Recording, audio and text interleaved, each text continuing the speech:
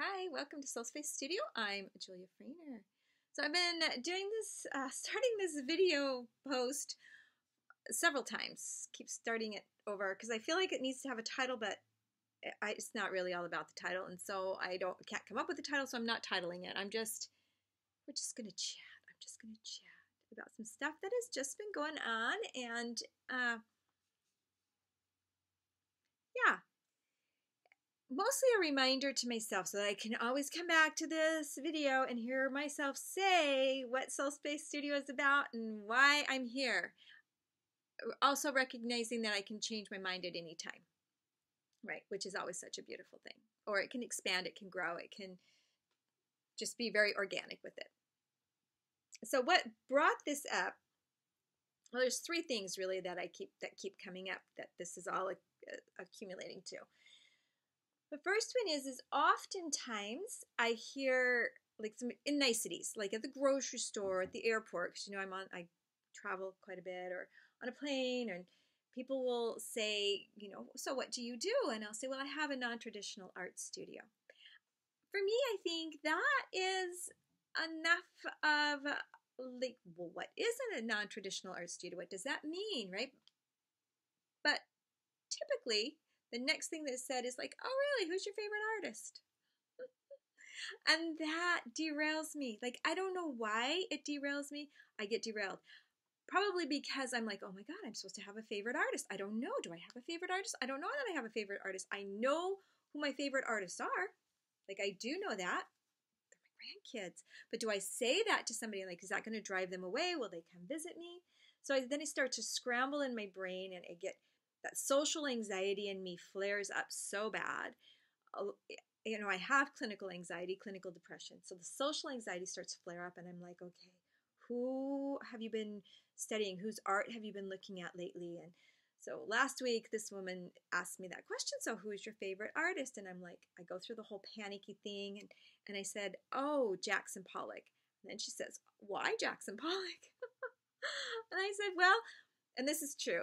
Well, because people will say to me, oh, I could do a Jackson Pollock. And I always invite them in the studio and say, well, here's some supplies. Here's a canvas. Here's a big sheet of paper, whatever you want, have at it. I would love for you to create a Jackson Pollock for my studio. Like, I would love that, right?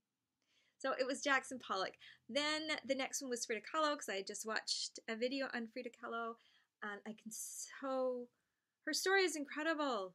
And I can relate to how art, the intuitive process is so healing for trauma and pain. So I get that. So then it's a Frida Kahlo. But quite honestly, my favorite artists, I have to say, are my grandkids. Like, for real. I have to show you. So this is one that my granddaughter did. One of my granddaughters did. And one of my grandsons, when he was 9 months old, did this piece. The most incredible part about this, why they are my favorite, besides that they're my grandkids and it's grandma boasting, is because these come from a real intuitive place, a place of play. Like, they didn't sit there and think it out. No, I want it to look like this, or I want it to look like that. It just is, they sat down with paint and a substrate, created. They were done. They were done. And that's beautiful to me. My other favorite artists are the women who come into studio, and I have the privilege of working with them, playing with them, watching them crack open at times, seeing them, witnessing them having self-awareness. Those are my favorite artists. So my first thing in this video is the reminder to myself and to encourage others to be exploratory with the creative process. Like if you say to yourself, I'm not artistic, I'm not creative, I highly suggest you go and play with a set of kids' watercolors or tempera paints, whatever, and just arouse that 4-year-old within you. Let it meet the crone. That's why I tell people, let the 4-year-old out and meet the wise woman inside. Let the two collide on a piece of paper or canvas with a little bit of paint. So that's one of the reminders. The other is I had a social media post this last weekend, and I kind of just posted it to groups around where the studio is at. And I didn't have really anyone except for one person comment on it. That was really a heartfelt post too. It just was. Anyways, the gist of the comment was I should lower my prices a lot more. So I responded back, said, thank you very much for responding. How much? And do you own a small business? And a comment back came $23. So I said, well, again, thank you for your comment.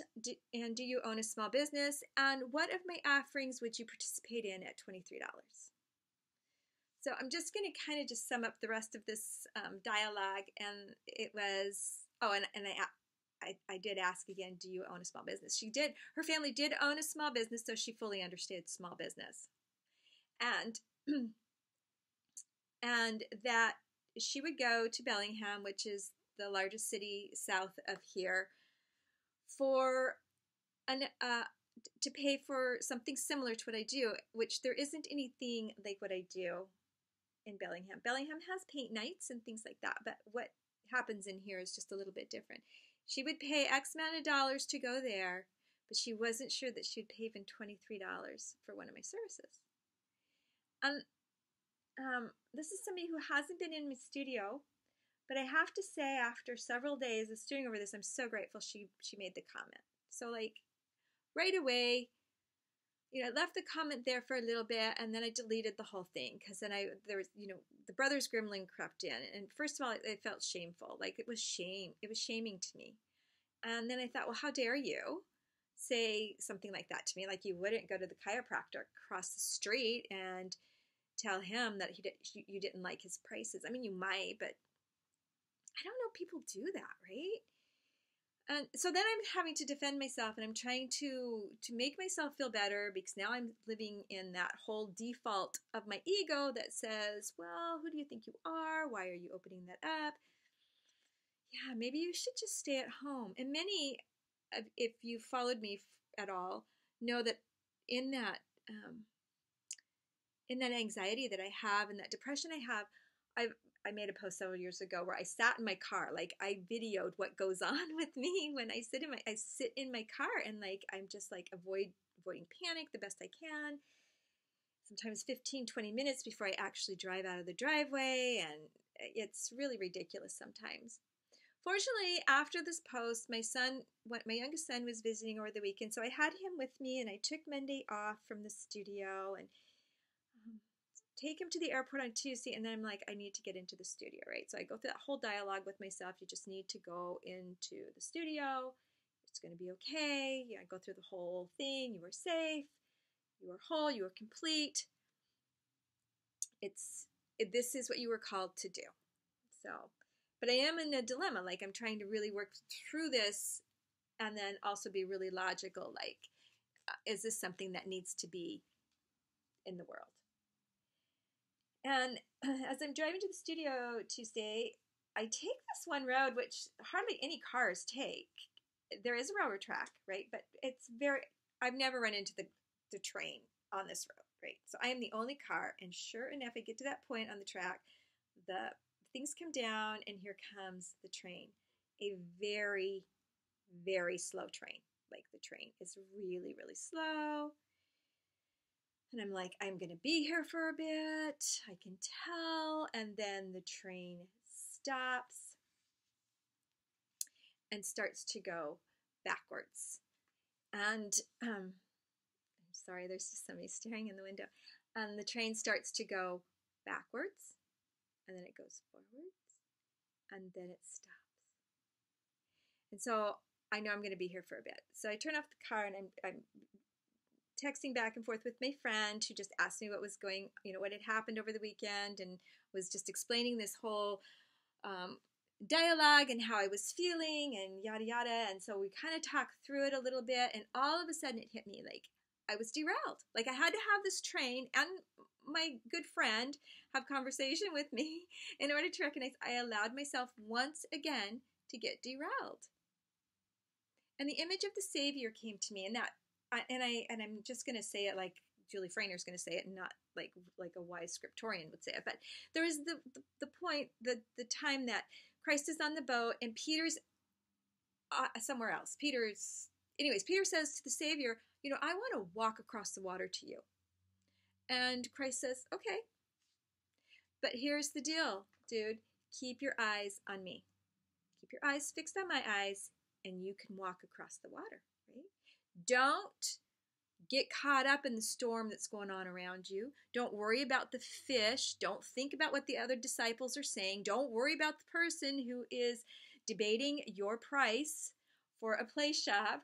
Don't worry about anything else. Keep your eyes on me. And the minute that Peter took his eyes off the Savior, right, what happens is he goes down. He got derailed.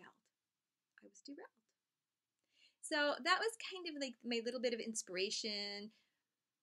One, to get through with gratitude for the stopped slow train, and with gratitude for the woman who engaged in dialogue with me over the weekend on social media.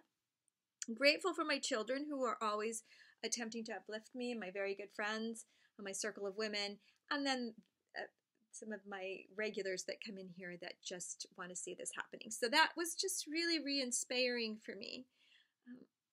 Again, not to get derailed. And I have to remind myself why. Like in anything, what is your purpose? What is the mission? And why are you doing it? In anything you do. And then I encourage you to step boldly and bravely into that. So I had to remind myself, what is the purpose of Soul Space Studio? And I'm just going to read what my daughter and I, one of my daughters and I wrote up when I started the studio. And it's a place and space for those who desire, keyword to desire, not somebody who's just like thinking about it. Either you want to come in or you don't want to come in. So a place and space for those who desire to tap into, develop, and exercise intuitive creativity, which exists within each of us. The intuitive process that I use, the intuitive process isn't about being artistic.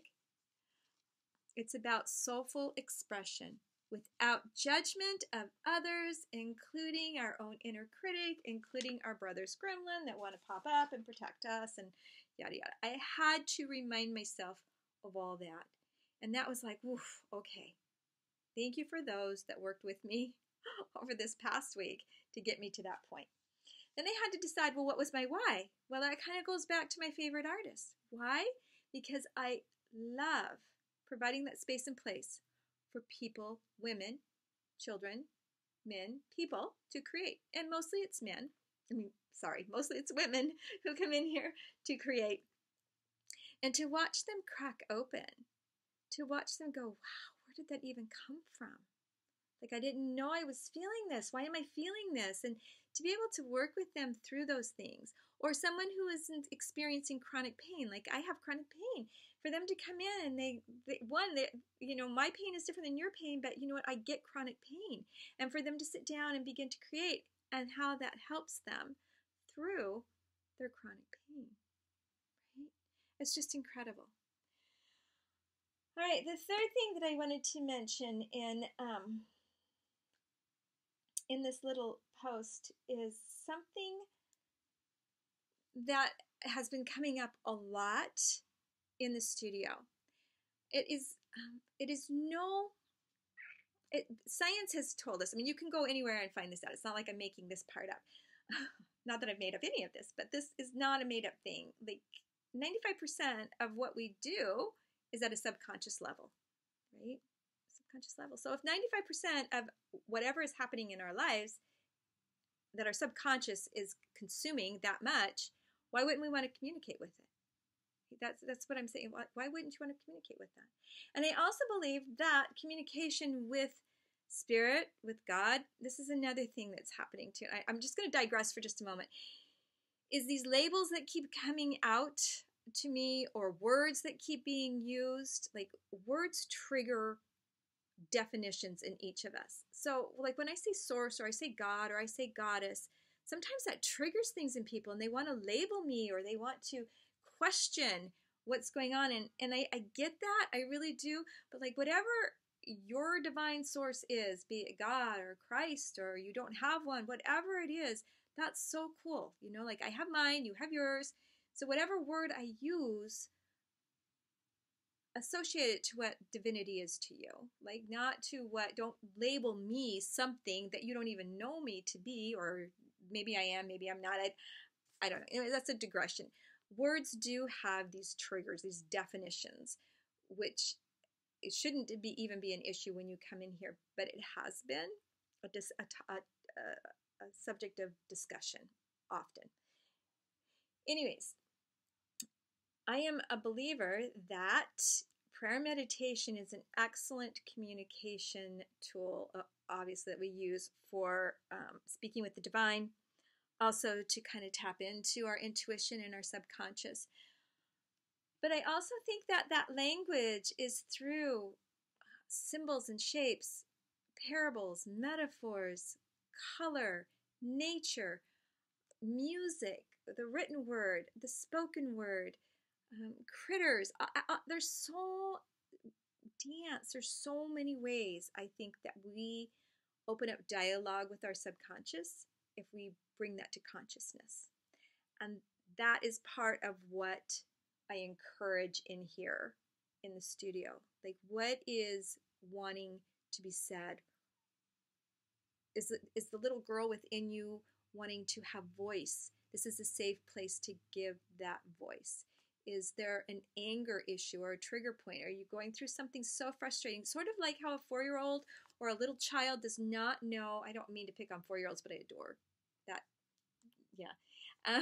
Like they have something they want to say and they just can't articulate it. But boy, you can give them markers and a piece of paper and they've got it out, and it's a whole story, and it's done. It's been given voice and it's done. And that's kind of what I believe this language of spirit is all about, and how we communicate with our subconscious. So there, I just wanted to say that. I just needed to say that. I needed to say all of this for the studio, and hopefully if anybody has some clarity as to what goes on in here, or maybe something I've said encourages you. So some of the things that do happen in here, besides splashing paint when I'm looking on a canvas or on big paper that I've got up on the walls right here, and layers of stuff.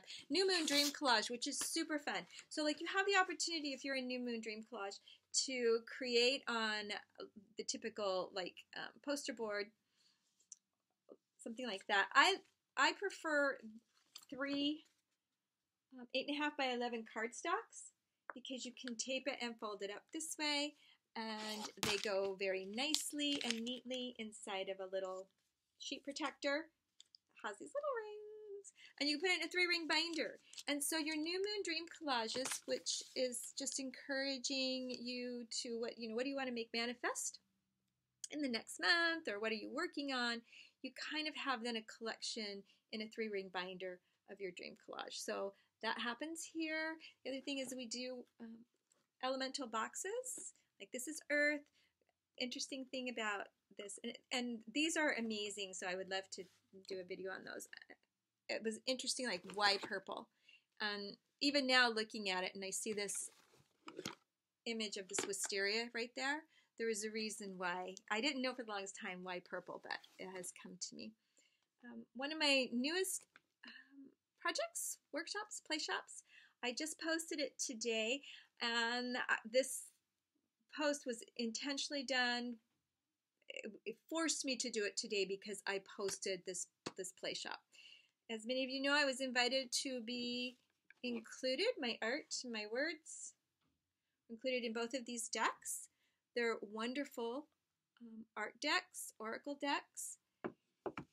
And so the current play shop that I've just recently posted is Rouse the Oracle Within. Again, I believe that we have all come to this earth knowing exactly what we need to do. Sometimes we need a little guidance, a little help outside of just that prayer meditation. Sometimes you need to sit with somebody.